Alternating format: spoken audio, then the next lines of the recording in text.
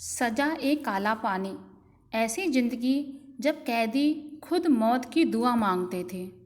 एक समय था जब अंडमान निकोबार में स्थित सेल्युलर जेल बहुत चर्चित था। इस जेल को लोग काला पानी भी कहा करते थे। आज भी इसे इसी नाम से जाना जाता है। इस जेल के नाम से ही कैदियों की रूह कांप जाया करती थी। इस जेल को अंग्रेजों ने बनवाया था, जो कि अंडमान निकोबार द्वीप की राजधानी पोर्ट ब्लेयर में स्थित है। 1942 में जापान ने अंडमान द्वीप पर कब्जा कर अंग्रेजों को खदेड़ दिया था। हालांकि 1945 में दूसरा विश्व युद्ध खत्म होने पर यह फिर से अंग्रेजों के कब्जे में आ गया। इस जेल को अंग्रेजों ने भारतीय स्वतंत्रता संग्राम के सेनानियों को कैद रखने के लिए बनवाया था। काला पानी का भाव सांस्कृतिक शब्द काल से बना माना जाता है, जिसका अर्थ समय या मृत्यु होता है। यानी काला पानी शब्द का अर्थ मृत्यु के उस स्थान से है जहाँ से कोई भी वापस नहीं आता है। आइए इस खबर के माध्यम से जानते हैं कि कहाँ है काला पानी जेल और कैदियों को क्यों दी जाती थी काला पानी की सजा। सेल्युलर जेल अंडमान पोर्ट ब्लेयर में स्थित है। इस जेल को बनाने में करीब 10 साल लग गए थे। इस जेल की 7 ब्रांच थी, जिसके बीच में एक टावर बना हुआ था। यह टावर इसलिए बनाया गया था ताकि कैदियों पर आसानी से नज़र रखी जा सके। संभावित खतरे को भांपने के लिए इस टावर के ऊपर एक घंटा भी बना था। सेल्युलर जेल की नींव 1897 में रखी गई थी और 1906 में यह बनकर तैयार हो गया था। इस जेल में कुल 698 कोठरियाँ बनी हुई थी और प्रत्येक कोठरी 15.8 फीट की थी। इन कोठरियों में 3 मीटर की ऊंचाई पर रोशनदान बनाए गए थे ताकि कोई भी कैदी दूसरे कैदी से बात न कर सके। आइए जानते हैं काला पानी की सज़ा कब और किसने शुरू की। सेल्युलर जेल का निर्माण कार्य 1986 में शुरू हुआ था, जिसके बाद इस जेल के बनने का काम 1906 में पूरा हुआ। इस जेल का निर्माण ब्रिटिश सरकार ने करवाया था। इस जेल में ब्रिटिश सरकार भारत के स्वतंत्रता सेनानियों को रखती थी। इस जेल की निर्माण लागत 5,17,000 थी। सेल्युलर जेल को काला पानी के नाम से जाना जाता था। इसमें सजा के अंतर्गत अंग्रेज सरकार का विरोध करने वाले स्वतंत्रता सेनानियों को उम्र भर के लिए काले पानी की सजा दी जाती थी, ताकि उनके विरोध के कारण जो प्रभाव जनता पर पड़ा है वो स्वतः समाप्त हो सके और आगे से कोई भी व्यक्ति सरकार का विरोध करने की कोशिश न करे।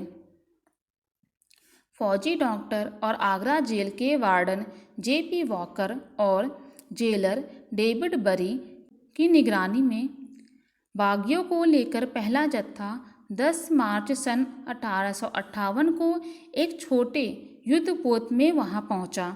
खरल के साथी संभावित तौर पर उसी जहाज में लाए गए होंगे। फिर कराची से और 733 कैदी लाए गए और फिर यह सिलसिला जारी रहा।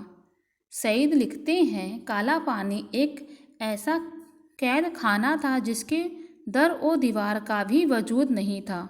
अगर चार दीवारी या चौहदी की बात की जाए तो समुद्री किनारा था और परिसर की बात की जाए तो उफान मारता हुआ अदम्य समुद्र था।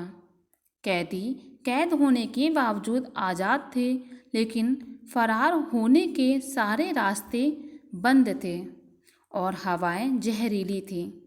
जब कैदियों का पहला जत्था वहां पहुंचा तो स्वागत के लिए सिर्फ पथरीली और बेजान जमीन, घने और बड़े पेड़ों वाले ऐसे जंगल थे जिसमें सूरज की किरणें छन कर भी धरती के गले नहीं लग सकती थी। खुला नीला आसमान, प्रतिकूल और विषैली जलवायु, गंभीर जल संकट और शत्रुतापूर्ण जनजातियाँ।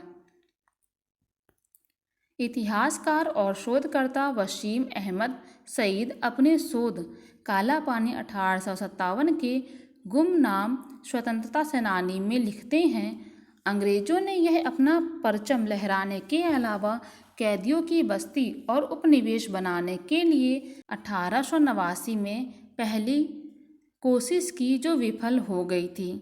बाद में 1857 का हंगामा बरपा तो फांसियों, गोलियों और तोप से क्रांतिकारियों की जानें ली गई। उम्र कैद भी दी गई, लेकिन किसी दूर दराज जगह पर सजा देने की बस्ती या कैदियों की कॉलोनी की ज़रूरत महसूस की गई, ताकि अंग्रेजों से बागी हुए लोग फिर से बगावत या विरोध न कर सके। अंग्रेजों ने काला पानी की सजा के लिए खास तौर पर ये जेल बनवाई थी। हालांकि अब ये जेल लोगों के लिए एक स्मारक के तौर पर मशहूर है, जिसे देखने के लिए देश भर के सैलानी पोर्ट ब्लेयर आते हैं। इस जेल के चारों तरफ समुद्र था और इसलिए कोई भी कैदी यहाँ से बच जाने की उम्मीद नहीं कर सकता था।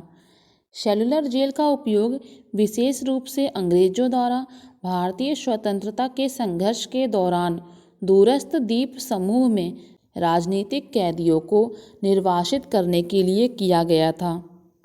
सेलुलर जेल में कैदियों के साथ बीमारियों का भी घर होता था। हर कोठरी का छप्पर था जिसमें कैदियों के लिए सिर्फ दुख और भयंकर रोग भरे हुए थे। हवा बदबूदार थी और बीमारियों का खजाना थी। बीमारियां असीमित खुजली और दाद जैसा एक चर्म रोग जिसमें बदन की खाल फटने और छिलने लगती थी, जो वहाँ बहुत ही आम बात थी। कैदियों को कोई भी बीमारी होने के बाद उसका इलाज, सेहत की देखभाल और घाव भरने का कोई उपाय भी नहीं था। दुनिया की कोई भी मुसीबत यहाँ की दर्दनाक मुसीबतों की बराबरी नहीं कर सकती थी। और जब कोई भी कैदी मर जाता था तो लाश ले जाने वाला उसकी टांग पकड़कर खींचता और बिना नहलाए उसके कपड़े उतारकर रेत के ढेर में दबा देता।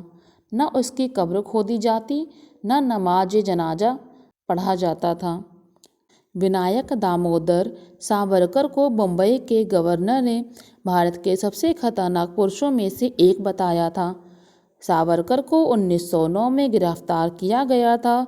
उन पर विभिन्न अधिकारियों की हत्याओं का आयोजन करके भारत में ब्रिटिश सरकार को उखाड़ फेंकने की साजिश में भाग लेने का आरोप लगाया गया था।